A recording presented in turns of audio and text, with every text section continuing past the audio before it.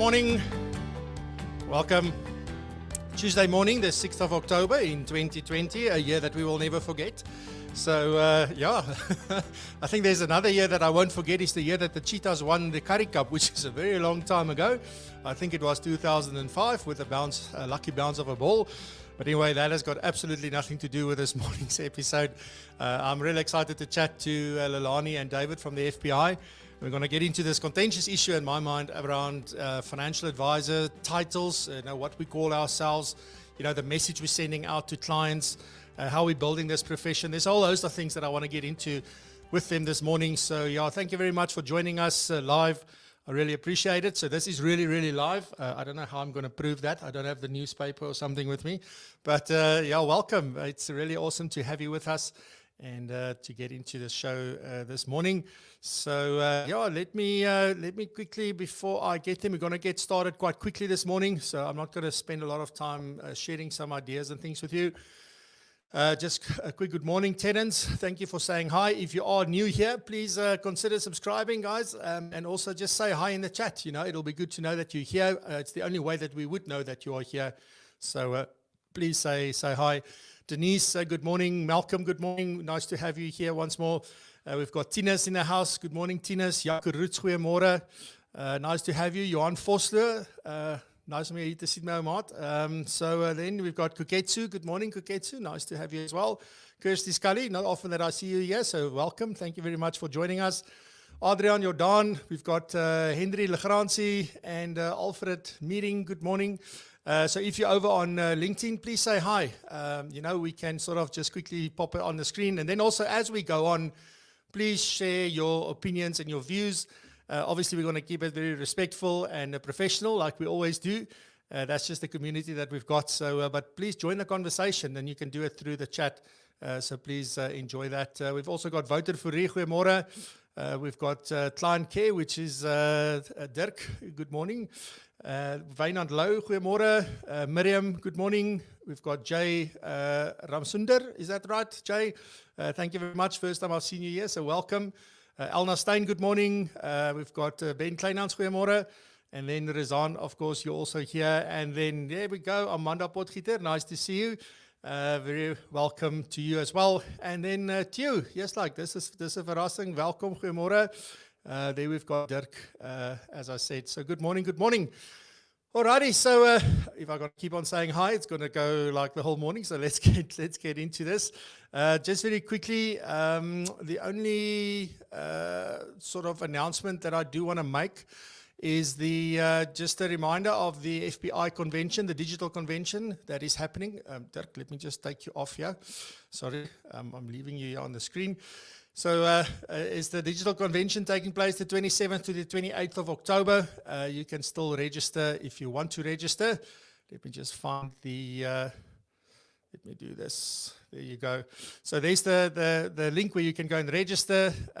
You can earn, obviously, CPD points for this, but it is about so much more than that. Yesterday I saw there was an email talking about the 10 reasons or 10, I think it was reasons why you should attend this event. And then there was an 11th one that Lelane sneaked in there to say that, it's not only about what you're getting out of this. You must also know that you're making a difference to the profession by joining this and by being a part of this. So do consider doing that. If you want to know more, you can obviously contact the FBI, but you can visit the link at the bottom of the screen. So be sure to do that.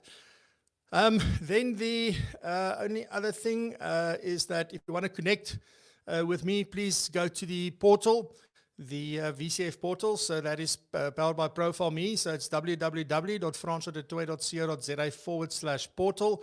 And there you can get everything about the show. It's specifically a portal for the Virtual Coffee with Francois show. So all the latest episodes, upcoming episodes, past episodes, featured episodes, and more behind the scenes stuff and all of that is available there. So please go and check it out. It'll take you directly there. You can save it on your phone, so you always have the latest things available for you. So please go and check that out.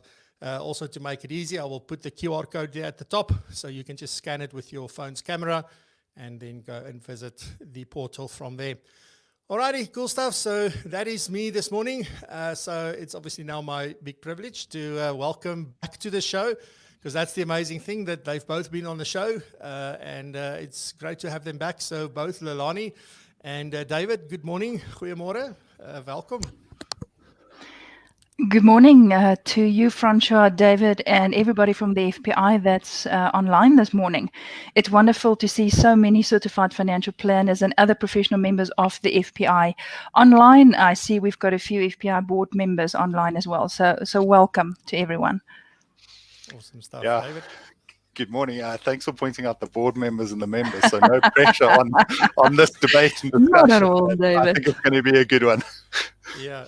But guys, welcome. It's really awesome to have you back on the show, and we're going to talk about this. This isn't something that is sort of new. It's just something that has now come to, like, I don't know, to people's minds again. There was an article that was published on MoneyWeb. And I must say, the one thing that I did sort of appreciate about it is there was a certain intention behind this article, and then the way that people reacted to this article in the comment, that was good to see it was so respectful. It was so, yes, you know, I hear what you're saying, I don't agree. You know, usually when you go to these kind of, like, you publish something that seems to be controversial in a sense, people like to have a go at you, and I must say that I looked at the comments on that article and people responded very respectfully. I don't know if you found the same, Lelane. Absolutely, and I'm very thankful for this article because we need articles like this, which is a catalyst for important discussions like this. This discussion has been going on forever since I can remember. I've been in the industry for over than 20 years. I mean, we had a lekker discussion the other day about our roots being in the same FSP, and since then it's the same discussion. So I, for starters, am very thankful for the article that MoneyWeb published. It always makes for good conversation, and yes, the comments was very respectful, and it shows you that the industry has come a long way to understand what the true value of principles is, of your values coming through, but also the dangers of social media. You know, but once it's there, it's eternalized, and you can't Tipex it out. Eh? You can try, absolutely. but it's not going to work.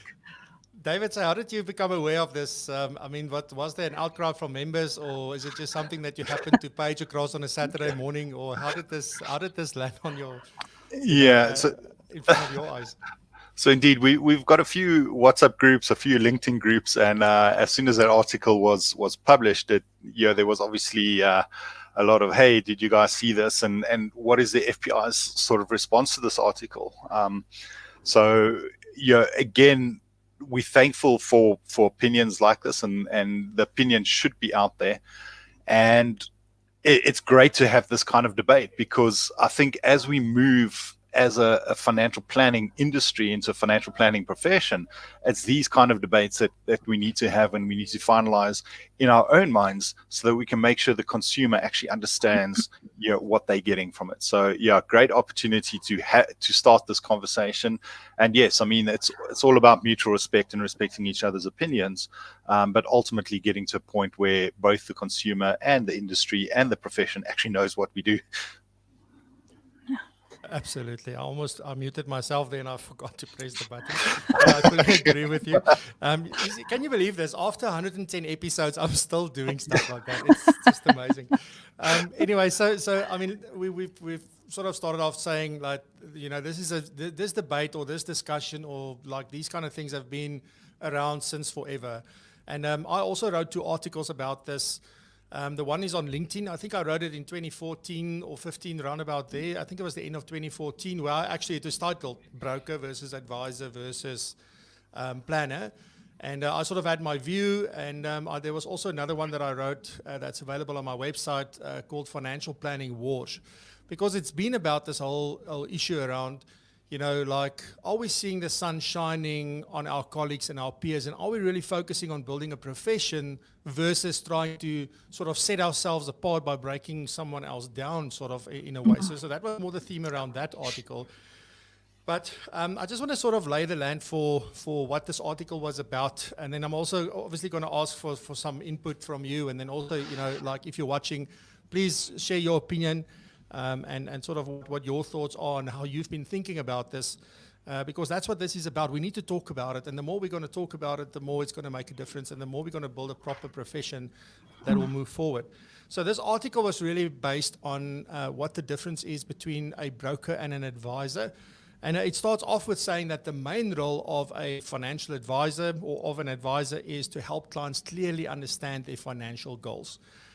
So that is sort of, I think, was supposed to set the tone for the article and the sort of this is what it's going to be about. And but then it starts off with saying like a broker is basically somebody who's tied to one company and can only provide advice on one particular company's product. So, you know, that in itself, when I read that, I thought back to my article where I was thinking about, like, what is the difference between a broker and and an advisor and a planner, for example? Because I even start off with saying, like, I don't know what we should call ourselves. And I'll get to the RDR thing later on. But it's you know, because that, I think, is what the FSCA is also trying to achieve, is to make it clear to consumers, like, what it is that we do or who we are, and how to distinguish between what you're getting. So, you know, let's start off there with the, you know, is there still relevance for the term broker? Lelane, let's start there. Is it still relevant today?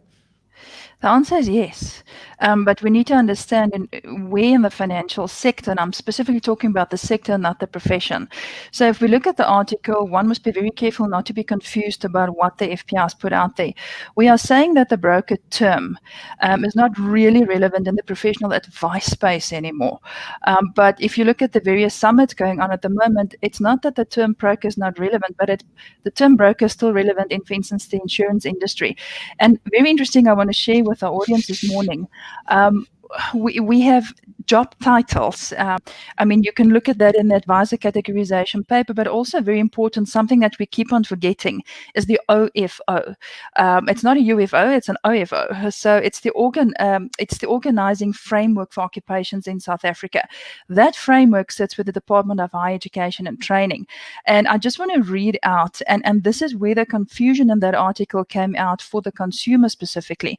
I want to read out what the definition of insurance broker in the OFO is. And then I just want to touch on one little sentence that was in the advisor categorization paper under RFA, which is Registered Financial Advisor. So insurance broker and OFO is somebody that operates as an independent agent to sell.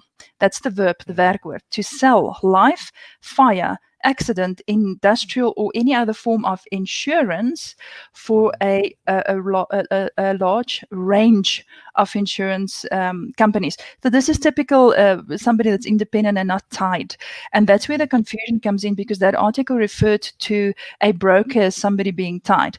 But that's clearly not the case on OFO. OFO says that an insurance broker is somebody who sells insurance for a range of insurance companies. Now, if you look at the advisor categorization paper, PSA does not refer to the term broker once. That's your tied force, if I can put it that in the old language. And then if you look at the registered financial advisor, you'll have one of the terms underneath it that could fall under that category as financial broker. So yes, there's definitely still relevance for the term broker out in the financial services sector, but it's lost relevance in the financial advice, the professional financial advice in the profession. So I hope we've made that quite clear from the FPI side. Thank you, Francois. Yeah, so David, how do you, let's talk about the professional advice space. You know, when we refer to that, what does that mean? Yeah.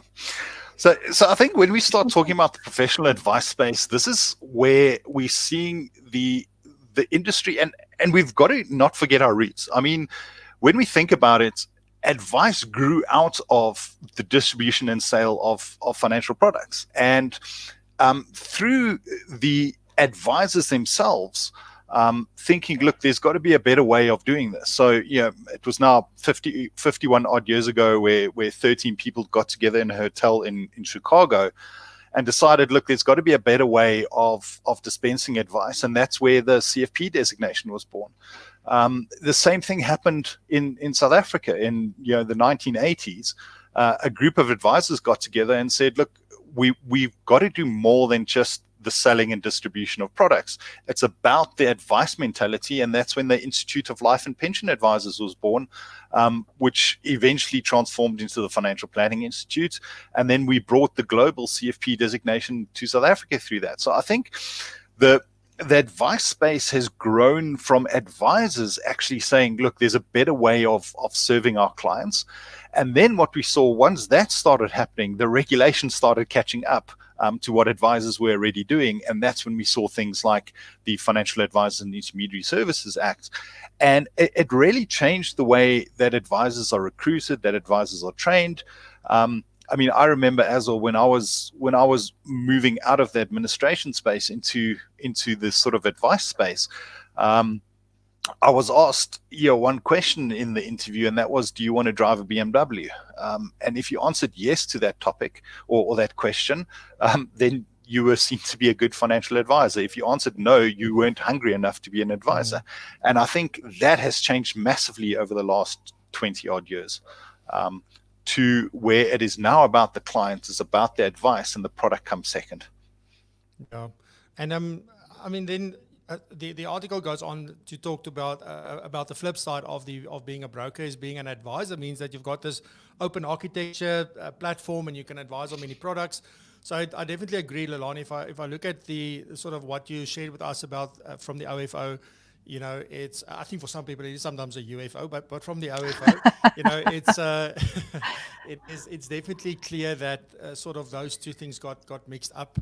And for me, I don't know, my view, if I can add it to what you said, is that it's all about the behavior. It's all about what you focus on. You know, that would put you there as a broker or an advisor. And then we also have planners, and now we have coaches, and it's just never ending. There's people focusing on different ways of doing things. Now, one of the other things that sort of that I don't think that I agree with is that there was a mention about remuneration in this article as well, where the person wrote that, you know, a broker is typically remunerated through commission, and that's all fine. It's true. I mean, there's nothing. It's 100% true. But I think one of the biggest issues that we sort of create for ourselves is trying to distinguish ourselves and sort of, why are we better? It's because the way I get paid is different.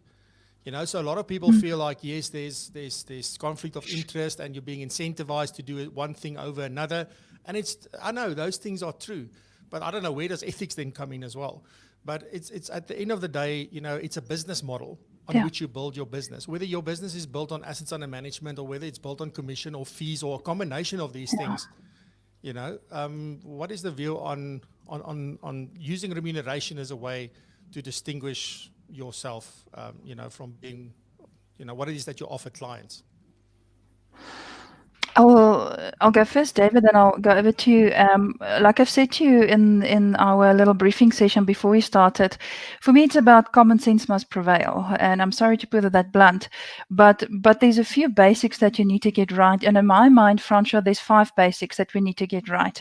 And the first thing is it's about whether it's remuneration, commission, fees, compensation. I mean, if you look at the second draft of COFI, there's quite an interesting section that's in COFI, the second draft at the moment, that also speaks to the recent updates to the General Code of Conduct that was made. So the 5 principles for me is, number 1, is disclosure. You have to disclose it. You know, what are you paying? Fees, commission, disclosure from that point of view. And then you need to disclose it in monetary terms so that your client can actually understand how much they are paying and in which form. And then COFI makes it very clear, but also the General Code of Conduct, is that whatever you are being paid must be reasonable, and it must actually match the offering that you have, whether it is via one of the activities that's highlighted in COFI now, whether it's advice, or whether it's a service that you are delivering. It must actually match what you're offering. And then, very important, you cannot charge for the same thing more than once. And that's why I'm saying that's where common sense must sometimes prevail. I mean, I will not go to Woolies and pay for strawberries twice. You know, you don't pay for the same thing twice. And then, very important in terms of the TCF framework, but also the various codes that we have, whether it is a regulatory code or a professional code of ethics that you adhere to, is that the client must actually agree to what you are charging. And nothing that I'm saying here is rocket science. So, David, I'm sure you want to add to this as well. Yeah. So I agree with all those points, and slightly different perspective on it. I use the Simon Sinek start with why approach. So if the client understands why you're getting paid a fee, and that goes to what the article that we wrote in response was about is, what am I actually doing, and why am I getting paid a fee? What is my value proposition? What is the service that I'm delivering with you? Then we move on to the what. What am I going to be paid? And that's where the transparency is key. Does the client actually understand what you are being paid and what you're doing for them? And then the third one is the how. And I think the how is something that then can be discussed with the client to say, okay, so we've agreed, I'm going to deliver this service to you. This is what it's going to cost you to deliver the service. Now let's figure out how you're going to pay me for that. And if that's paid through commissions, if that's paid through a debit order, if that's paid through the client writing out a check, I suppose until the 1st of December this year when checks are no longer going to be around, but doing an EFT, whatever method it is, or an assets under management. I think when we start talking about remuneration, I read a very interesting piece that basically said whenever there's an exchange of money for services, there's a conflict of interest that arises. It's just some maybe have more of a conflict. So yes, if I'm not disclosing and I've got opaque fee structures that are hidden and the client can't see it, it's a lot easier for me to not deliver a service and get paid for it. Whereas if it's transparent, if it's in the open, it's a lot more difficult for me to pull the wool over the client's eye. So it's that common understanding and agreement between the advisor and client that's important. Yeah, no, absolutely. So, I want to sort of jump onto the point of one of the things that the article mentioned was that, typically brokers work for large corporations or large companies, large businesses, or in other words, product providers, then if you will, or banks or whatever you want to sort of look at. But it's these large institutions that have a typically a tight sales force, I would say, or tight agency. And it goes on to say that, now talking about remuneration, that there's certain targets being set for them, and that is sort of influencing their behavior, and that is why they do that. Whereas typically a financial advice business is small, it's independent, and you've got say about how you want to do things. Now let me sort of just start saying this before I ask you the question, Lelane, is that so back in the day when I started in 1998, which was like, I was a pre-2000 starter in this sector, industry, profession. We've seen a lot happen. And, back in the day, we only wanted to deal with independent financial advisors. My role obviously we didn't work with agents, etc. They had their own support, but we worked with independents. But back in the day, I'm talking about a long time ago, we didn't want to work with like bank brokers, as we used to call them back then, and all these kinds of things. And then as time evolved, that's sort of a message that you get when you start. And then you get to a point where, like, you see, whoa, but yes, this person doing a phenomenal job, and they work for the bank, So, and then you start questioning, is this really true? And I can mention a few names to you of people that have built a phenomenal business within an agency space, within a bank space, or within a more of a corporate sort of setup, like let's say like the bigger practices out there, but they've done it properly, So, what are you seeing? Because obviously you deal with more people than what I do, but from that point of view, because the one thing that the article goes on to say is that, it's all these sales targets, goals, and that is absolutely influencing, what you're being advised and recommended. So what is your view on that? Sure. Also been in the industry pre-2000s, started in 1997, 1998. And I've had the privilege to work across all the distribution channels. The big corporate where I was called marketing and distribution, and we dealt with the independents. We dealt with the big banks and the agents that was at the banks, because the corporate I worked with works very closely to one specific bank as well. And then also in the tight force, the agency force. And I must say to you, it was an absolute privilege to work across all these distribution channels, because we used to go to the independent sales force pre-2000 and share trends of what's happening from a complaints point of view, the tight space, the franchise space, the banking space. And since FACE came in the early 2000s, there has been this real attempt, this real try, the real I want to be professional, whether you're in the independent space or whether you're in the tight space. I mean, and over the years, and even in my days at the Ombuds, the Ombud doesn't say, okay, here's a general code of conduct for somebody who's a tight agent, and here's a general code of conduct for somebody who's a broker. And by the way, here's a code for somebody who's independent. It doesn't work that way. There's one general code of conduct for somebody who is giving an advice and delivering intermediary services via the FACE Act. We do know the FACE Act will eventually be replaced by COFI, but this is the environment where we are now. And even from the FPI's point of view, is there's one code of ethics, whether you are tied or whether you are independent. It's all about your values, your personal values, the principles that you support, and professional advice, whether you do it in a tied capacity or in an independent capacity. And I think what I want to say now also, there's a principle for me in life that you need to live and let live.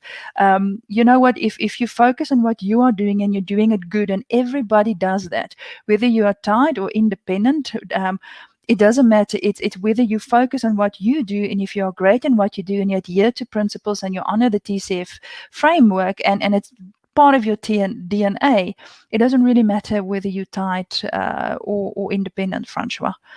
Yeah.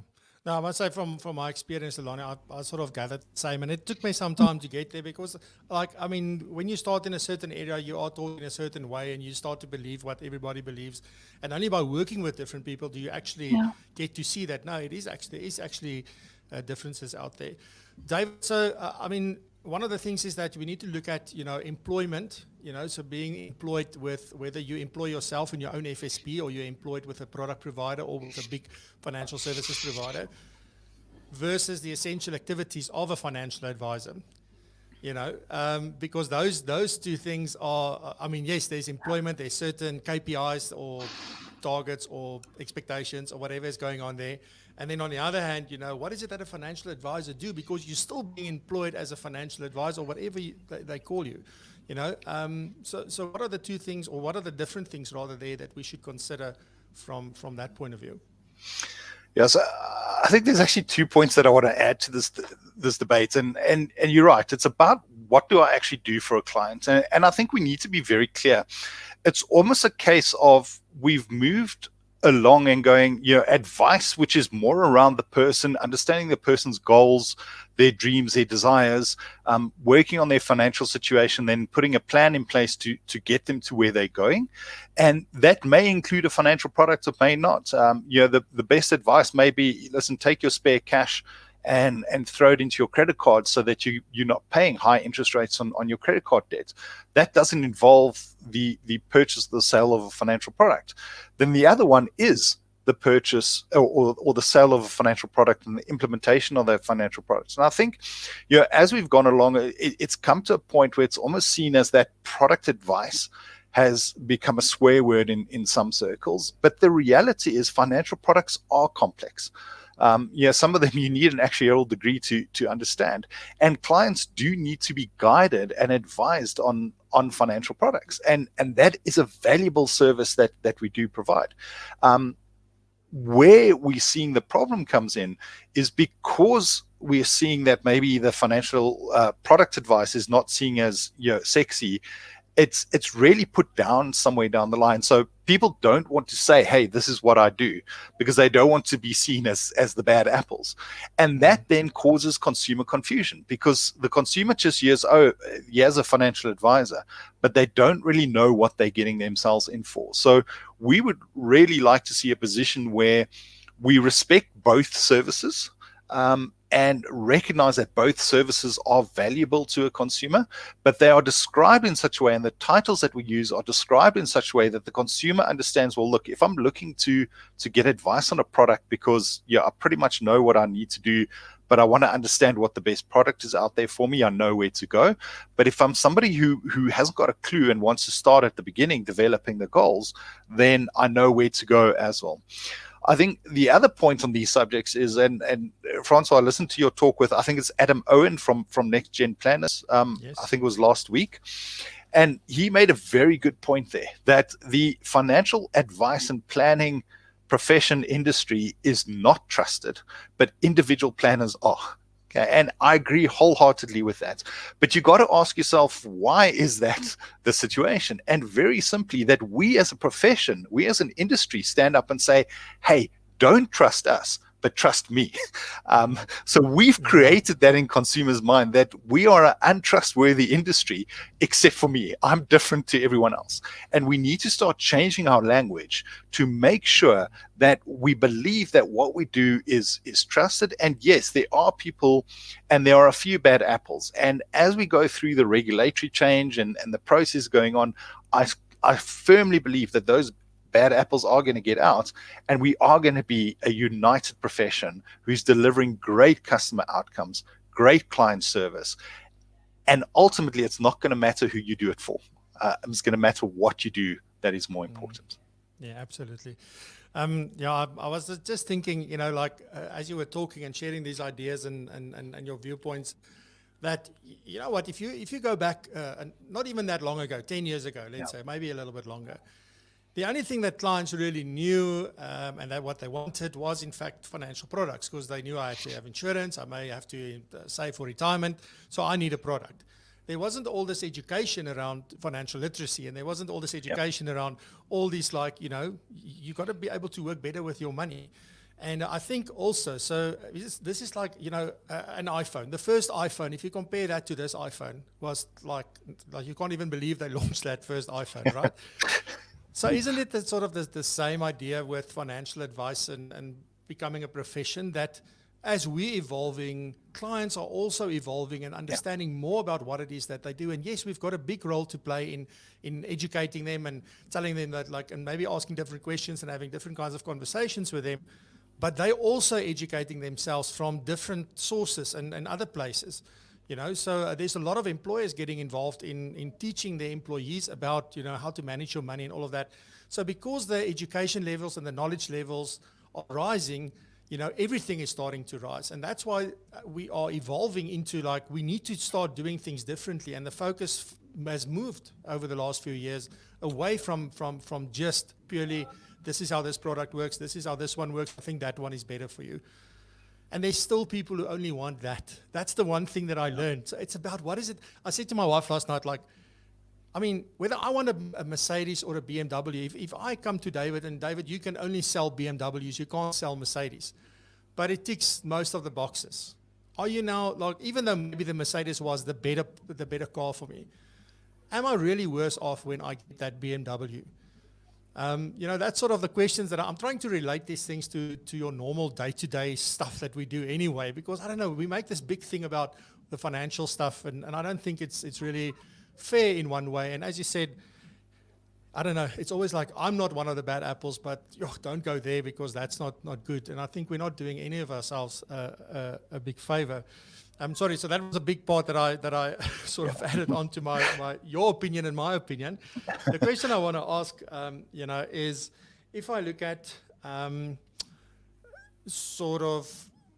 does the problem come in between financial advice and product information?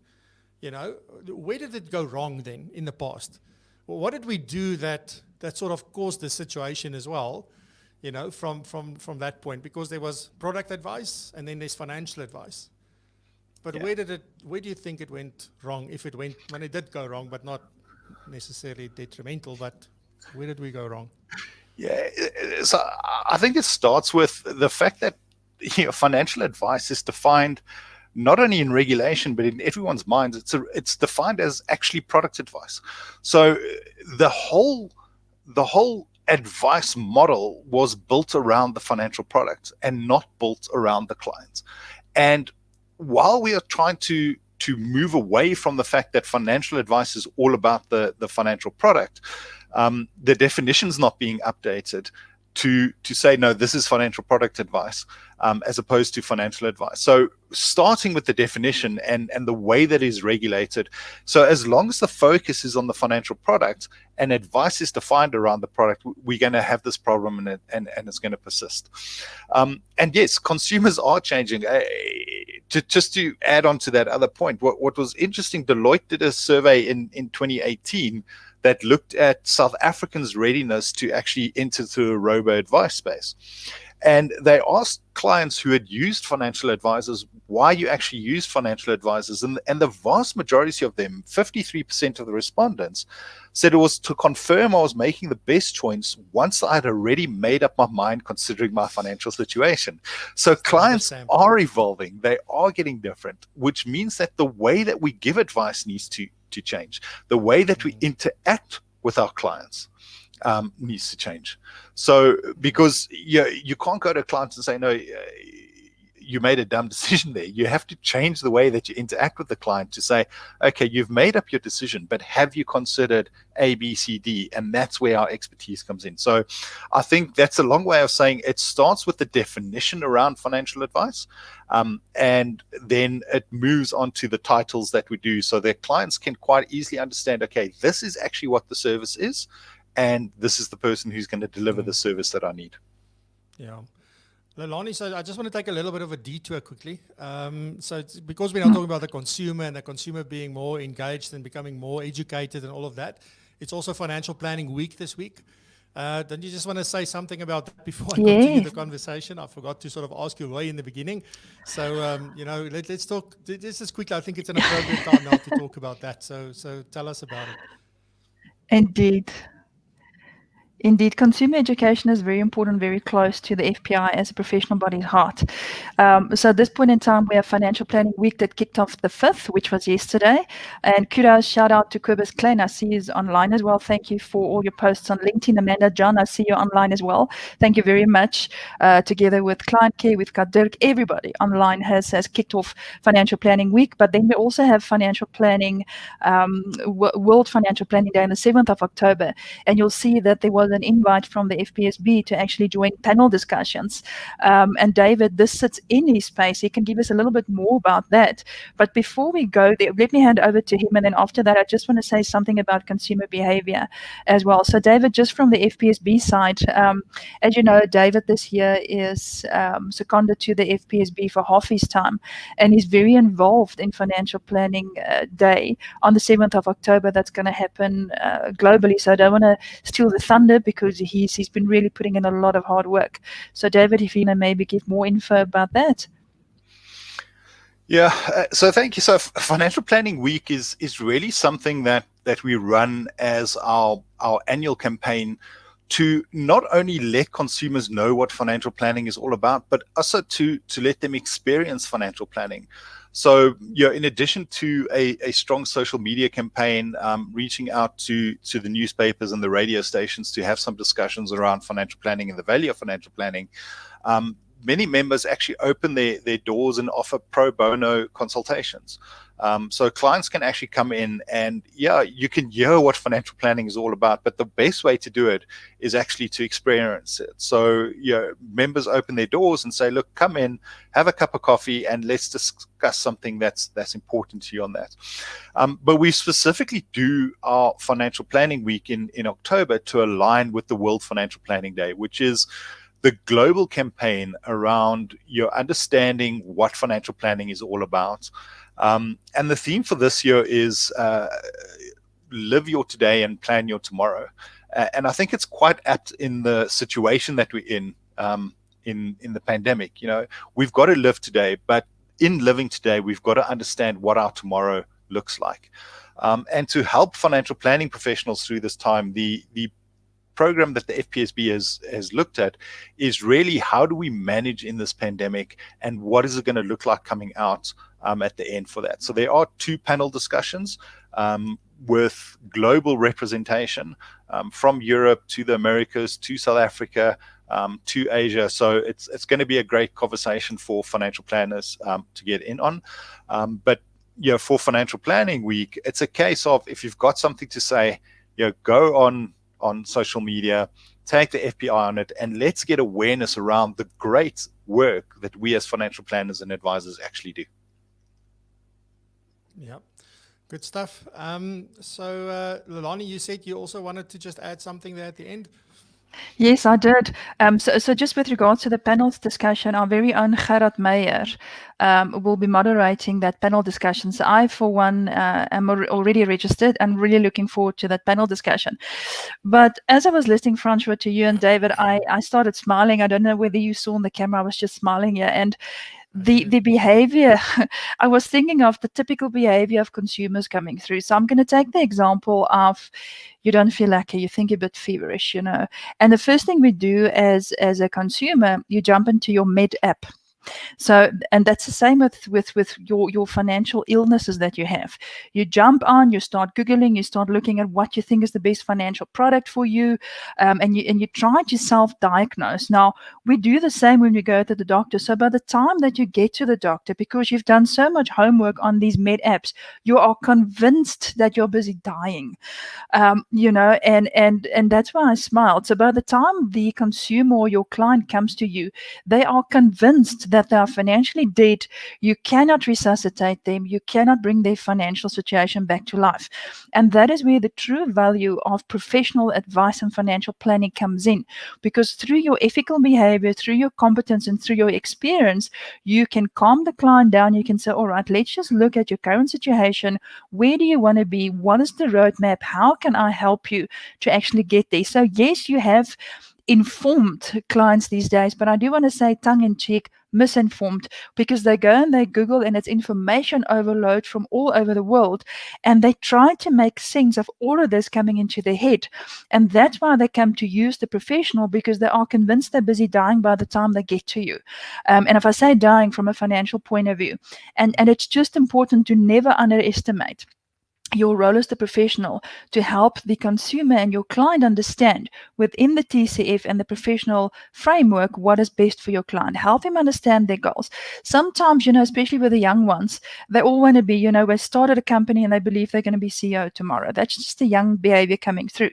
So you also coach, you know, how you mentor your client to say, it's a roadmap for you to get there, but before you get there, you earn your first salary. Let's help you to get where you want to be. So we also become mentors and coaches for your clients to manage their expectations, and that it takes time to get where you want to be financially. You don't get the rock up overnight and you're financially successful.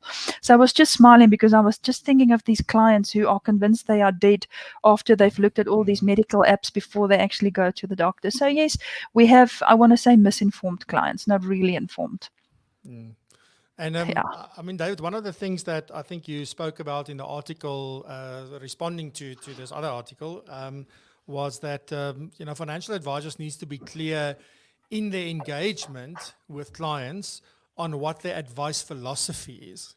So talk with us a little bit around that, because I think that is absolutely critical. You know, people, because that is the way that people are going to be able to identify, you know, whether I need to work with you, you're the right person to help me, versus what you call yourself. Idea is that when a consumer is looking at engaging a financial advisor, it's one of those things where it becomes quite an intimate relationship sometimes. I've said before, sometimes you might even share information with a financial advisor that you don't share with your spouse. So it has to be a fit between the advisor as well as the client. So you're understanding how the advisor approaches the advice. Is it a coaching philosophy? Is it a philosophy of, listen, I'm the expert and I'm going to tell you what to do, and I expect you to implement it because I know what I'm doing? And you know what? Each client and each person, each consumer will have a different way of where they want to approach it. Some might be amenable to the coaching style. Some of them might just want to be, listen, I've got this mess. I need someone to help me out, tell me what to do. So, you know, how is your value proposition set up to help clients, and what is it that you do for clients? And be very clear about it upfront. If your business is set up on a way to say, listen, I'm going to help you go through the myriad of complex financial products out there, and decide which is the best one for you. Even if it's only with one company, I'm going to go through the myriad of options out there and how best to stack that it suits your needs and your budget. that's also a great service. And it's just, let's start being honest about what we do so that clients don't. I think the biggest problem with the financial advice and why it's not trusted so much is that this expectation is created in clients' minds about what they can expect and what they're going to get, and they get something totally different. So let's start being honest about what we do. Understand that either way is really, really great, as long as we approach it from the first principle in the FBI Code of Ethics, which is placing the client's interests first. As long as you're working in the client's interests, you're providing a valuable service. I can't agree more. Obviously, I subscribe to the ethics and everything of the FBI, so I fully agree. I want to ask around, in today's age, with everything that's been going on, the focus, social media that can get a message spread so quickly, and it's usually typically bad messages that gets like sent around very quickly. Why is it in today's age, Lelane, and you and David can both answer this question, that, we still find unsuitable advice being given to clients? Why does it still happen that we recommend unsuitable products and all of that? Why does that still happen today? I'm going to give you a real life example. One of the examples is that the individual providing the advice maybe doesn't understand the product him or herself. And that highlights the importance of why class of business and product specific training was brought into the board notice, the fit and proper requirements. So there was a need identified over the years that maybe, when we advise on products, we don't really understand the nuances of everything that's in the product. So we should never underestimate the importance of class of business training that did come in as a fit and proper requirement. And I'll give you a real life example from a few years ago when we went to go and see a client, and it was actually a long-term insurance ombudsman case. And we all got on a plane, we flew down to wherever the advisor was, and everybody was there to say, right, now we're going to respond on behalf of the FSP. And the ombudsman said, you know what, thank you very much for being here, but everybody out. I only want the advisor in the room. And what the ombud, obviously it was shared with us afterwards, what happened is the only thing that the ombud asked was, and I remember it was the deputy ombud, and she just sat back and she said, all right, I'm now your client, sell the same benefit to me. It was a dread disease benefit. And obviously there was a claim that was repudiated. That's why it went to the long-term insurance ombudsman, and it was repudiated because what she claimed for was not actually covered, even though the advisor said you're covered for everything. And the only thing she asked was sell the benefit to me, and he couldn't. And it was then confirmed that we had the advice issue coming in because the advisor didn't understand the product himself. So to answer your question, that's one of the reasons, Francois, is that we think we sometimes understand the products. And I agree with David, some of these products are highly complex to almost need an actuarial degree. So I, for one, see the importance of class of business training that came in through the fit and proper requirements. And remember, those competency standards came in not just for the betterment of yourself, but also for greater consumer education within the education and understanding within the TCF framework. David, your view on that? Agree 100%. If you don't understand the product, you're not going to give great advice. But I think there's also a self-awareness. It's about not understanding really what your skills and abilities are. So maybe you have an overinflated confidence of yourself. So if a client comes to me and I've already positioned myself as this expert and he throws me something out of left field, am I self-aware enough to go, hold on a minute, I don't actually know what to do here. I need to refer you to another expert. Or do I just run with it because, I'm the expert, so I can't let the client see any weakness? I think it's not understanding the client correctly too. I think the client discovery process is something that in the past was not done really well. And it's not just about, going through the three main questions, if you die, become disabled, or retire, what income do you want? It's about understanding the client on a deeper level, and understanding, what their value system is. Have they had experiences with money in the past? Have they tried something in the past that didn't work for some reason and now they're fearful of it? Because if you don't understand that about the client, the advice you're going to give is going to be not personalized. It's going to be the generalist advice, and it's not going to hit the mark. And then I think the last point is, yes, there is a conflict of interest. And if you are getting paid to sell a product and you need to put food on your table, there is going to be that pressure to sell a product so that you can eat. So we mustn't forget that there is a conflict of interest that does arise with that. And those things are being worked out the system at the moment.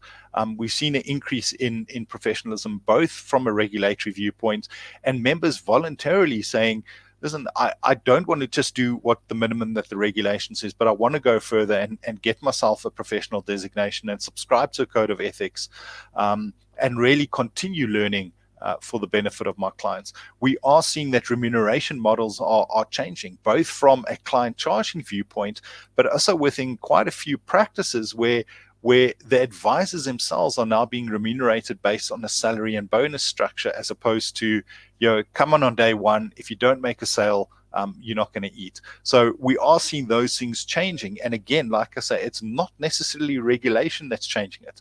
It's the profession itself that's saying, let's change the way that we do things, and regulation is starting to catch up to us. Yeah, and that's awesome to see and witness that is in fact what is happening. And also, sometimes you find where, companies are saying one thing, but they're doing something completely different. Yeah. So we want to say that we're giving advice, or we're focusing on planning, or whatever this may be. But when you look at what they do at the end of the day, the two doesn't really match. So you still have that as well. Sort of another thing, Lelane, that I want to ask about is, we've been talking about, and if you look at the comments as well, people are definitely saying like, I see this happening and I don't like this, and this is sort of, the problem, and this is how we need to fix it. But at the end of the day, how do we, as a financial advisor, planner, call you what you want, distinguish myself from the competition, or call it, well, from the rest, let's just say from the group of advisors that you do not want to be associated with, that you don't do it that way, that's not in line with your values, it's not in line with what you believe. So how do I go about to distinguish myself without, as David said earlier, just bashing the industry and just saying, look at me, I'm awesome, but just this industry of mine, not so nice, So how do we go about that? Thank you for that wonderful question. And I was looking at some of the comments coming through. I mean, I looked at Wynand Lou's comment, and I agree with you, Wynand. Terence, thank you for that. Carol, I've looked at yours. Gail Gibson, thanks for your giggle comment as well. And you know what, how you distinguish yourself is it starts with yourself. Stop worrying about the rest. If you get your own behavior in check, you get your own competency levels up to standard, you make sure that you continuously develop yourself. And CPD is not just about earning points. That's not a tick box approach. The real benefit of continuous professional development is to continuously make sure that you are relevant to your client. And if all of us focus on thyself, focus on your own levels, focus on your own principles, making sure that you stay within the 8 principles of the FPI's Code of Ethics, but also within the frameworks that are given to you, the whole world will be better, because if each person focuses on bettering him or herself, in the end of the day, you'll have a profession that is better. And if we stop looking at what everybody else is doing, but you can't worry about the person next to you's dirty carpet if your own window is not even clean. So start worrying about your own environment, making sure that you are in a position to put your clients in the position to understand your advice, your financial plans, and that whatever you put in place actually meets the professional standard. And like I said, if everybody does that, but we won't sit with these problems that we have. And that's just very important. And I'm going to say that again, live it, let live. Focus on your own competency standards, and just become a member of a professional body. Make sure that you strive to obtain those qualifications, the experience that you need. Come and write the board exam, get that professional designation, and start speaking peer-to-peer conversations with some of your professional members. And we have great conversations going on in the FPI community. A lot of the attendees on your call today today is some of our most active respondents on our community, and there's valuable contributions between peer-to-peer conversations. And we need to understand that we're not competition to each other. We are peer-to-peer, and together as the collective, we will move the industry forward. So I agree. Don't knock the person right next to you off just so that you can look better. Let's make the profession as a collective better moving forward. Yeah. David, anything you want to add to that? Yeah, but it's just gone out of my head. I've just forgotten what I wanted to say. The problem, this is how we can prove it's live, Francois. Thanks, it's just David. gone out of my head. Yeah, look, I think the important thing is that you got to focus on your value proposition and articulating your value proposition. See, it's coming back to me now. So exactly what your value proposition is, and focus on what you do as opposed to what everyone else does. And I think as you do that, and as you understand exactly what you do and what your value proposition is to clients, it starts becoming a point that your clients become your greatest advocates. And that's also a case where don't be scared to use your clients as your advocates, to use client testimonials, because the reality is anyone can say anything that they want. The only time when people are truly going to understand it is when they experience it. So by delivering on your value proposition, by delivering on what you say you do, your clients will become your advocates, and your clients will just naturally refer people to you because they've seen it, they've felt it, and they know that you live what you say. So it's about, this is what I do, and do what you say rather than trying to do something else. Yeah. And if I can just add there, I think, the reason why things are going the way they are is also because contrasting is such a powerful marketing sort of method. Yes. So we like to say that is what they do, this is what I do. But I would love to see more people just saying to people, this is what I do. When you go on social media, your website, wherever you're marketing, this is what I do. You will attract, if that is set up in the right way, you will attract the right people, and people will identify and resonate with you and go like, I want to work with Lelane. I want to work with David. And you can only help so many people at a time anyway. So I think we should get away from this, but this is what they're doing wrong, and this is what's happening. I can't believe this, Francois, I want to add to that. I want to critically challenge every single person on the line today. When last did you actually look at your disclosure letter? Because your disclosure, yes, it's a regulatory requirement, it's tick box, but the moment if we look at the disclosure letter as a tick box approach, you missed it. So, and I say that with respect to everybody in the call. If you look at your disclosure, that is your picture of who you want to be to the world. That is the very first connection that you make with a person that reads something about you. So move away. The one thing that I've got a pet hate for these templates of, here's a template, just take out the client's name, put in the new date of birth, put all when last did you critically analyze the templates that you have? Because your disclosure letter tells the world who you are. It speaks about your competencies. It speaks about your values. It's a little bit of a testimonial about yourself. But also, if you go to www.let's plan at FPI, if your bio is not on there, that is the bio of you as one of the professional members of the FPI to the world. Because if somebody is looking for a professional member of the FPI, that's where they go. And if your bio is on there, when last did you update it? And that's how you leverage yourself without worrying about the person sitting next to you. So I want to challenge each person on the line is, if you've got a profile on Let's Plan, when last did you update it? Number one, is it still relevant, and is it a true reflection of who you are and who you want to be? And your disclosure letter, if it's just a template and it serves to be a tick box approach, then you've missed the real purpose of what a disclosure letter is. It tells the story about who you are. And that's when one professional to another professional actually seek common ground with you.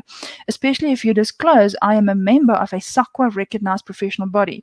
You may have an accountant that says, hey, I'm a member of SAICA. So you're actually part of a professional body, which they immediately find some common ground with you and feel that I'm in safe hands because you're a professional member of belonging to a professional body. So have a look at your disclosure letter, but be your own worst critic and be honest with yourself. Yeah. Lelane and David, thank you very much. It was amazing. I think it was a great discussion. I really enjoyed it. Some valuable things that came out of this. Thank you to everybody that also participated in the chats on LinkedIn as well as here on YouTube. Thank you so much. We appreciate you, and thank you for joining us live. Please tell other people about the show. Share this particular video with them so that they can also listen to what Lelane and David had to say about this.